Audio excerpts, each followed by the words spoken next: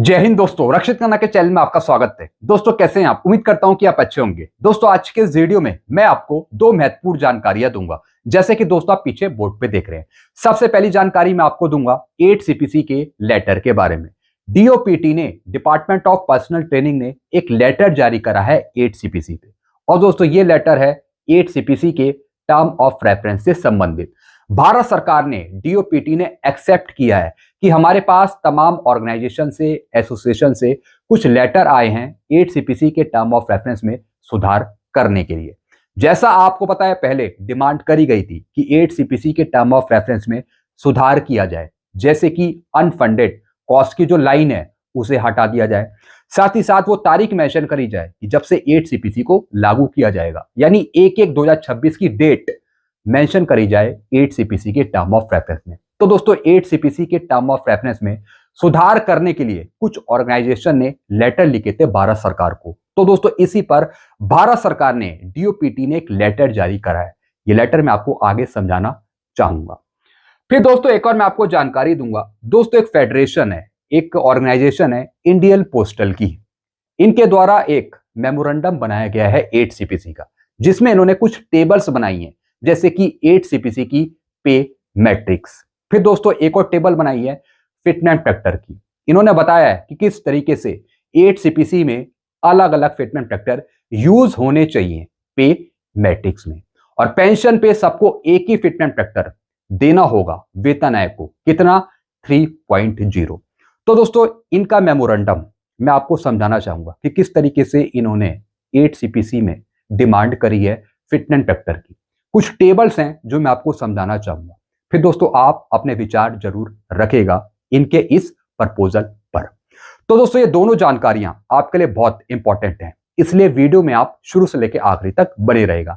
जानकारियों में आगे बढ़ने से पहले एक छोटी सी अपील मैं आपसे करूंगा, और अपील है चैनल सब्सक्राइब की। देखने में आया है काफी पेंशनर्स हैं जो वीडियो तो देख रहे हैं लेकिन अभी तक चैनल को सब्सक्राइब नहीं किया, शायद भूल जाते होंगे। मैं आपसे अपील करता हूं, जितने पेंशनर्स ने अभी तक चैनल को सब्सक्राइब नहीं किया, वो पेंशनर्स फटाफट सबसे पहले चैनल को सब्सक्राइब कर लीजिए। चैनल का नाम है रक्षित खन्ना, ताकि आपको सही जानकारियां, एक्यूरेट जानकारियां, एडवांस जानकारियां आपको तुरंत मिल पाए। चैनल सब्सक्राइब करने के आपको एक भी पैसे नहीं देने, सब कुछ आपके लिए फ्री में है। तो दोस्तों जिन पेंशनर्स ने अभी तक चैनल को सब्सक्राइब नहीं किया, उनका परसेंटेज है 34%। तो दोस्तों आप फटाफट सबसे पहले चैनल को ही सब्सक्राइब कर लीजिए, तब वीडियो को देखना आप शुरू कर सकते हैं। चलते हैं दोस्तों पहली जानकारी की तरफ। सबसे पहले दोस्तों मैं आपको लेटर समझाऊंगा डीओपीटी का। Government of India, ministry of personnel, PGN, pension, department of personnel training ने एक लेटर जारी करा है 5 जनवरी 2026 को। जी हाँ दोस्तों, अभी का ही दोस्तों ये लेटर है, इस महीने का। दोस्तों एक तरीके का दोस्तों ये ऑफिस मेमोरेंडम है, यानी दोस्तों भारत सरकार ने माना है, डीओपीटी ने माना है कि हमारे पास कुछ एसोसिएशन से, ऑर्गेनाइजेशन से, उनके सदस्यों द्वारा कुछ लेटर भेजे गए हैं। और दोस्तों किससे संबंधित है? Matter related to term of reference of 8 CPC.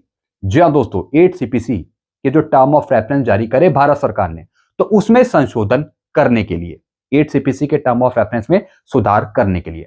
साथ ही साथ दोस्तों भारत सरकार ने, डीओपीटी ने बताया कि कहां से हमारे पास लेटर आए हैं, कौन सी ऑर्गेनाइजेशन है, कौन सी फेडरेशन है, कौन से सदस्य हैं जो हमें लेटर भेज रहे हैं। अब दोस्तों यहां पे देखिए क्या लिखा है। The undersigned is directed to forward to the following representation received from various association for necessary action as deemed appropriate. जी हाँ दोस्तों, तमाम जो एसोसिएशन है उनके द्वारा ये लेटर भेजे गए हैं। अब दोस्तों यहां पे देखिए, सबसे पहले दोस्तों किसने भेजा है?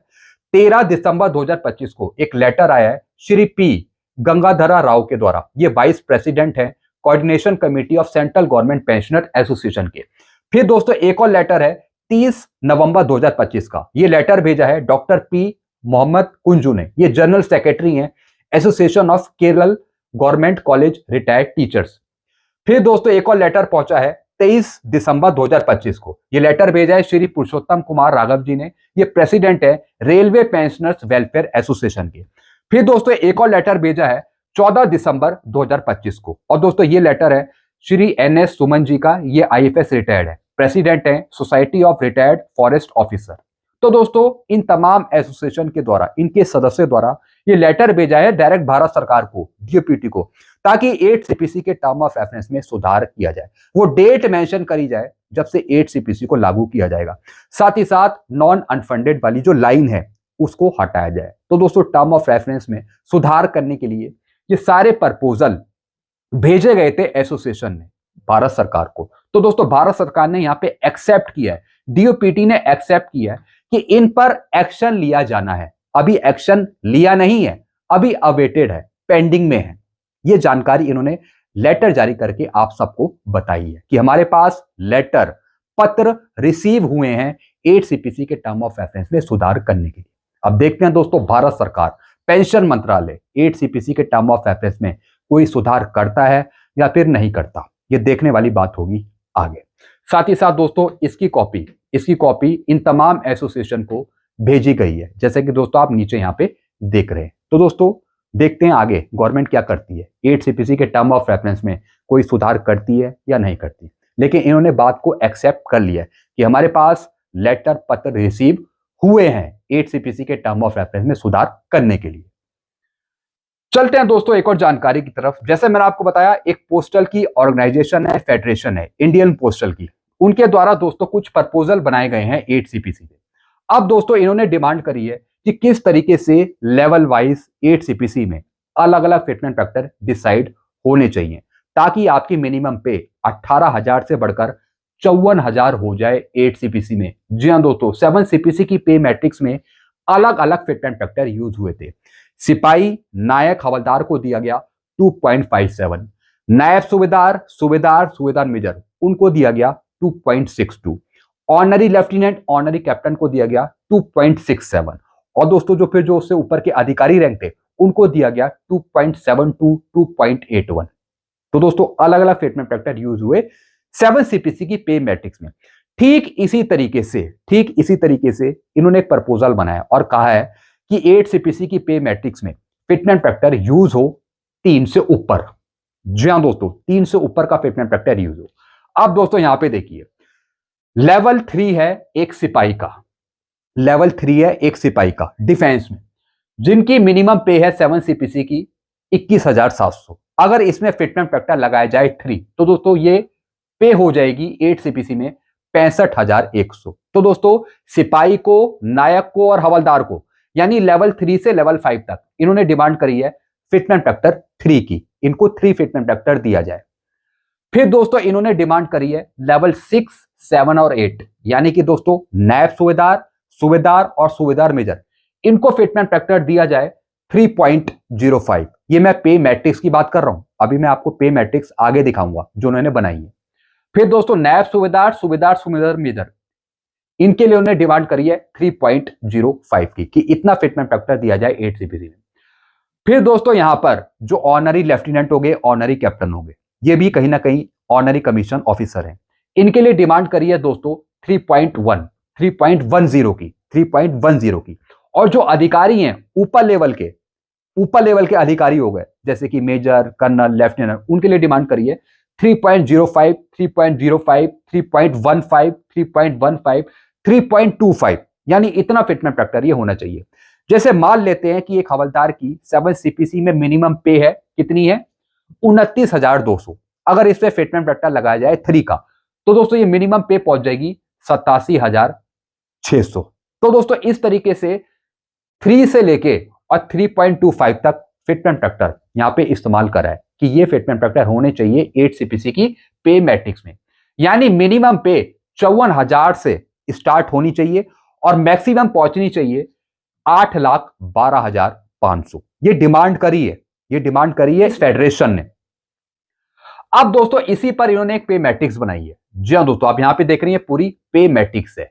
जी हाँ दोस्तों ये होती है आपकी पे, इट्स ए बेसिक पे।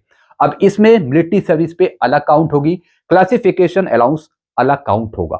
आगे आने वाले टाइम में मैं आपको पूरी एक कैलकुलेशन भी समझाऊंगा इसी पर, हालांकि मैं आपको फिलहाल पे मैट्रिक्स समझा रहा हूं। अब दोस्तों इस पे मैट्रिक्स में मिनिमम पे स्टार्ट है 54,000 से लेवल 1 और दोस्तों ये लास्ट जारी है 8,12,500 लेवल 18 तक, लेवल 1 से लेके लेवल 18 तक।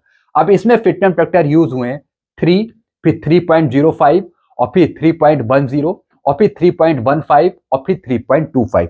इतने सारे फिटमेंट फैक्टर इसमें यूज हुए हैं और वो भी 3 से ऊपर, ताकि 8 सीपीसी में मिनिमम पे को बढ़ाया जा सके।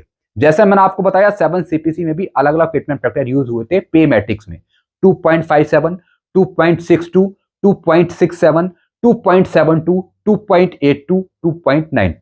तो दोस्तों अलग अलग फिटमेंट फैक्टर यूज हुए थे। ठीक इसी तरीके से इसने बताया कि अलग अलग फिटमेंट फैक्टर यूज होने चाहिए, लेकिन अब 3 से कम नहीं, 3 से ज्यादा, या तो 3, 3.05, 3.10, 3.15 और 3.25 इतने फिटमेंट फैक्टर यूज होने चाहिए 8 सीपीसी में। तो इस तरीके का दोस्तों इन्होंने प्रपोजल यहां पे बनाया। अगर दोस्तों 3 से ऊपर का फिटमेंट फैक्टर आपको मिलता है तो दोस्तों फिर तो आपकी बल्ले बल्ले हो जाएगी। हालांकि दोस्तों ये प्रपोजल इन्होंने बनाया, देखते हैं गवर्नमेंट इसे एक्सेप्ट करती है या नहीं करती। मुझे तो लगता है कि मुश्किल है कि इस तरीके का प्रपोजल शायद वेतन आयोग एक्सेप्ट करेगा, क्योंकि दोस्तों ये हाईएस्ट डिमांड है, हायर डिमांड है। अब दोस्तों बीजेपी की सरकार करती है काम, लेकिन मैक्सिमम नहीं करती, जैसा आपको पता है। अब दोस्तों जैसा मैंने आपको बताया कि यहां पे अलग अलग फिटमेंट फैक्टर यूज करेंगे पे मैट्रिक्स में, लेकिन दोस्तों पेंशन पे सबको एक ही फिटमेंट फैक्टर दिया जाएगा। ये पे मैट्रिक्स जो है, जो ये पे मैट्रिक्स है, जो आगे आपको मिलेगी, जो वेतन आयोग बनाएगा, वो पे मैट्रिक्स आपको आगे मिलेगी, लेकिन उससे पहले मल्टीप्लाई करके आपकी पेंशन बढ़ा देंगे फिटमेंट फैक्टर यूज करके। सबसे पहले मल्टीप्लीकेशन होगा आपकी पेंशन का एक फिटमेंट फैक्टर के साथ, चाहे वो 1.92 हो, चाहे 1.95 हो, या फिर वो कुछ भी हो। सबसे पहले फिटमेंट फैक्टर देकर आपकी पेंशन बढ़ाई जाएगी और वो इफेक्टिव होगी 1/1/2026 से। आगे की बात कर रहा हूं जब 8 सीपीसी आएगा।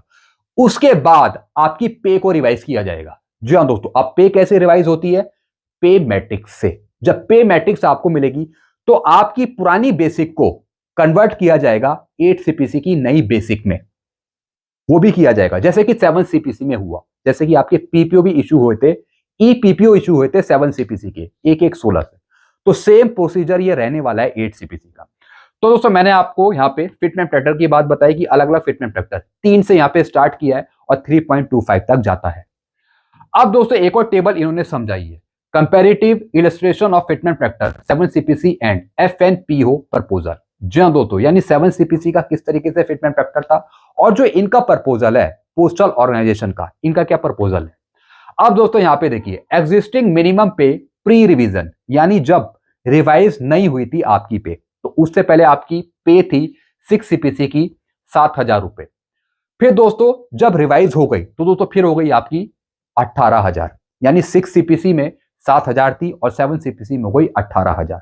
फिर दोस्तों 8 सीपीसी में क्या प्रपोजल रखा है कि अगर 7 सीपीसी की मिनिमम पे 18,000 है तो ये 8 सीपीसी में होनी चाहिए 54,000। यानी दोस्तों अगर आप 18,000 का मल्टीप्लाई करेंगे 3 फिटमेंट फैक्टर से, 18,000 मल्टीप्लाई 3, तो दोस्तों ये आएगा 54,000। तो दोस्तों मिनिमम पे 54,000 की यहां पे डिमांड करी है इस एसोसिएशन ने, पोस्टल फेडरेशन ने, कि 54,000 होनी चाहिए 8 सीपीसी की मिनिमम पे। और दोस्तों ये तभी होगा जब 3 फिटमेंट फैक्टर मिलेगा। फिर क्या लिखा है दोस्तों, basis of derivation modify ILC norms with exclusion. अब दोस्तों किस बेस पर ये ड्राइव होना चाहिए, किस बेस पर ये चेंज होना चाहिए? ये होना चाहिए दोस्तों आईएलसी नॉर्म्स के आधार पे। यानी दोस्तों 15वीं आईएलसी जो नॉर्म्स हैं उसके आधार पे जो मिनिमम पे बनती है फैमिली यूनिट को इंक्लूड करके, उसके आधार पे दोस्तों ये चेंजेस होने चाहिए। मिनिमम पे तो तभी बनेगी जब डॉक्टर एक्वायर्ड फॉर्मूला लगाया जाएगा फैमिली यूनिट को लेके या फिर आइटम्स के दामों को लेके, यूनिट को लेके, पर यूनिट को लेके। Resultant fitment multiplication factor. जी हाँ दोस्तों, अब नीचे फिटमेंट फैक्टर के बारे में बताया। 7 सीपीसी में 2.57 किस तरीके से बना? मिनिमम पे है 18,000, अगर आप इसे डिवाइड कर देंगे 6 सीपीसी की मिनिमम पे से तो 2.57 आ जाएगा। फिर दोस्तों अगर आप 54,000 को, जो 8 सीपीसी की मिनिमम पे बताई है 54,000, अगर आप इसे डिवाइड कर देंगे 18,000 से 7 सीपीसी की मिनिमम पे से, तो ये फिटमेंट फैक्टर यहाँ पे 3 बन जाएगा। तो दोस्तों यहाँ पे डिमांड करी है 3 फिटमेंट फैक्टर की। तो दोस्तों ये जानकारी इन्होंने दी है कि किस तरीके से फिटमेंट फैक्टर 3 से ऊपर मांगा जा रहा है इस एसोसिएशन के द्वारा। लेकिन डीएडीआर के रेट के हिसाब से तो आपका फिटमेंट फैक्टर 1.92 बन रहा है। 1 जनवरी से जो आपका डीएडीआर होगा 60%, उससे अगर हम फिटमेंट फैक्टर लगाएं तो 1.92 आपका बन रहा है। हालांकि डीएडीआर का इसमें जिक्र इन्होंने नहीं किया। अब मैं इनसे एक सवाल करता हूं, डीएडीआर का परसेंटेज है 60% जनवरी 2026 से। जरा उसके आधार पे आप फिटमेंट फैक्टर निकाल के दिखाएं कि उसके आधार पे कितना फिटमेंट फैक्टर बन रहा है। डीएडीआर का अगर परसेंटेज इसमें जोड़ें तो दोस्तों आपका फिटमेंट फैक्टर फिर 3 नहीं 1.92 बनता है, 2 से नीचे बनता है। हालांकि सबकी अलग अलग डिमांड है, अलग अलग प्रपोजल है जो दिए जा रहे हैं। बाकी देखेंगे दोस्तों वेतन आयोग क्या बना के देता है और फिर गवर्नमेंट क्या एक्सेप्ट करती है। तो दोस्तों ये कुछ जानकारियां थी जो मैंने आपको दी हैं। आई होप सारी जानकारियां आप अच्छे से समझ होंगे। बाकी आपके सवाल है, कोई क्वेश्चन है तो आप नीचे कमेंट कर सकते हैं। ऐसी जानकारी आपको लगातार मिलती रहेंगी। सारी जानकारी पाने के लिए आप चैनल से जुड़ सकते हैं, चैनल को सब्सक्राइब कर सकते हैं। चैनल का नाम है Rakshit Khanna. Thank you so much.